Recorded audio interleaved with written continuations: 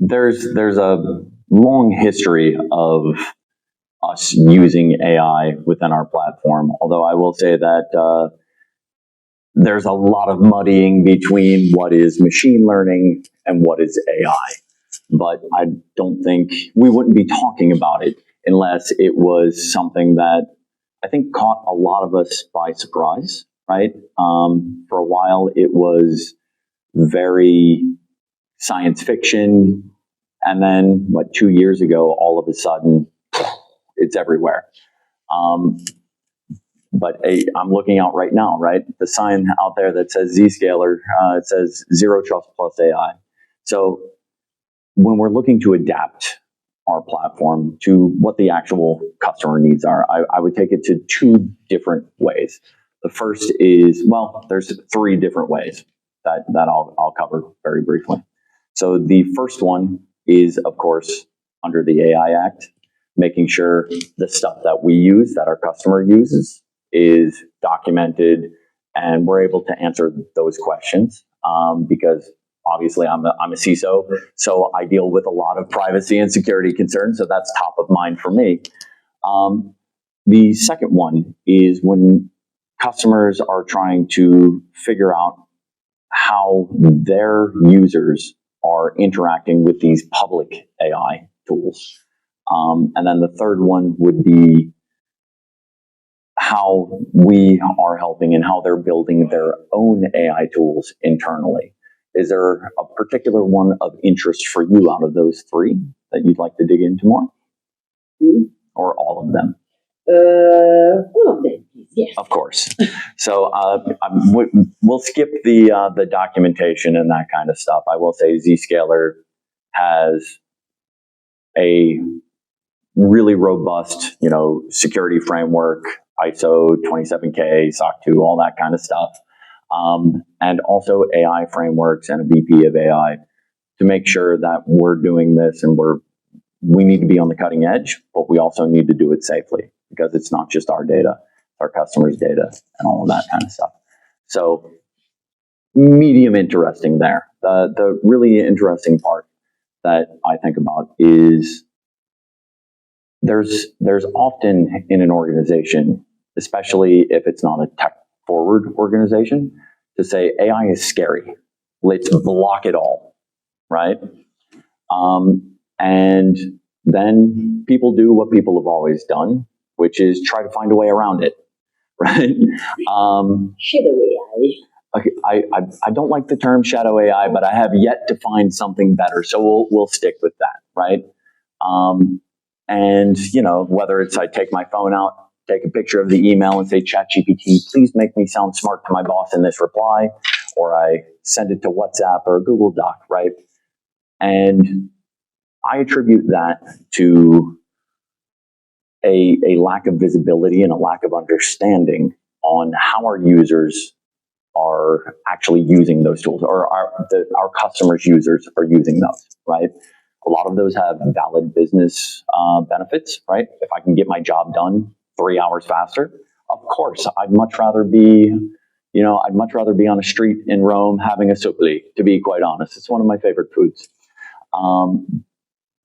But we don't have the visibility. And so the first part there is being able to categorize that, to understand how your users are doing that and provide the information, the dashboard, and then provide controls. Hey, this is, we're fine with Copilot. We're allowed to use this one. This one we're not sure about. So let's put a warning page. Hey, please do not be part of data leakage and think about anything you post and don't do these. Fairly straightforward, but the biggest one that we help there is because if you deploy Zscaler the right way, we effectively become the default route to the internet from my mobile phone, from my iPad, from my laptop, on-prem, off-prem, on an airplane, it's going through, which gives you the visibility to actually understand how your users are leveraging these technologies and make informed business decisions. Make sense? Makes sense, yeah.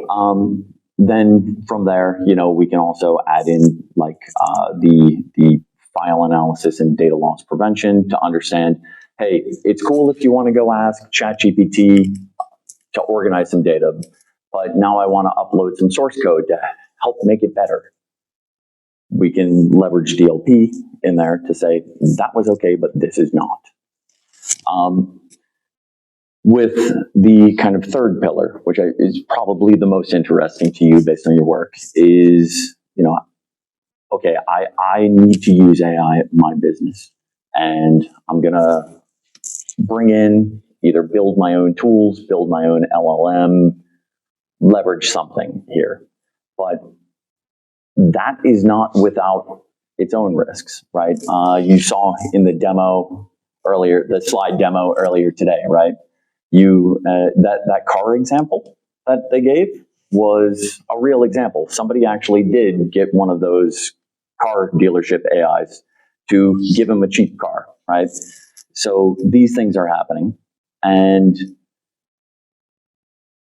the newer kind of cutting edge techniques of data poisoning and making sure that it gives a certain response, right? Most of us don't understand how LLMs work, how the AI is making its decisions, what data it's drawing from. So you need to be very cautious about what data goes in and what data comes out. Because if I go in and say, hey, what's the security vulnerabilities in this product? I'm a CISO, that's part of my job. But if the guy who washes the windows asks the same question, probably don't want to be able to do that. And again, within Zero Trust, it's all about identity. So controlling, putting that LLM, putting that proxy in between to handle those and allow you to set guardrails and controls about what goes in and what comes out. Make sure that, A, you're controlling the data that it goes out, but also protecting that valuable data that you've spent time and energy training there.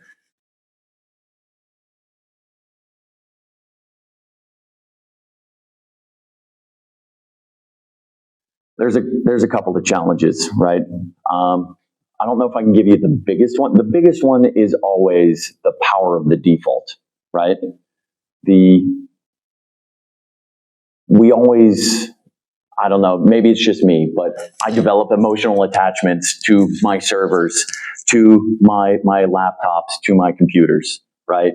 To the services that I've built. And if you think of somebody who's worked at that company for 5-10 years, right? That's the way it's been. That's the way it should always be. And if we don't understand the business value, then you run into that kind of organizational challenge. The second part is we really don't understand. If I went and asked anybody here attending the conference, how many applications do you have? No. They would give some sort of number, but it would not be specific, because that, the network drifts and change, application startup, it's never static. Okay, well, who needs access to these 5 applications? Maybe these guys?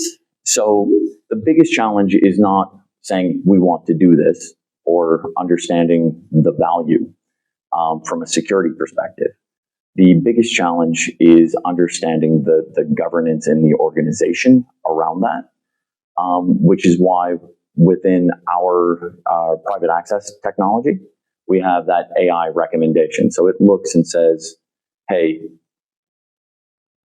these 5 groups of people, sales and whatever, access these 5 applications. So let's carve those off into a logical group, and then tying it to their user identity. I think that's the biggest challenge, is trying to consume all of the potential variants and variables in a large organization and say we should do that. The other problem with that would be, okay, well, let me change the answer a little bit. I think that a lot of us think that Zero Trust and microsegmentation is a win everything or lose everything game. But I can tell you, some organizations, government, highly regulated environments, 100% Zero Trust makes sense. But there's always this machine or this, the tech debt, those things that can't do that, won't do that. for other organizations, a manufacturing organization, 25% could be a great success for them. So, one of the things that the customers that I work with, as I said, how much zero trust is success for you? Because if you're aiming at 100%, it might not even be possible because you've got a ancient AIX, server in the basement or something like that, right? Or you've got IoT that has a 30 to 50 year lifetime, and you're not going to go start welding network interface cards into that. So we need to ring fence those and then leverage the control points to be able to control access in and out. And then everything else, we can start there.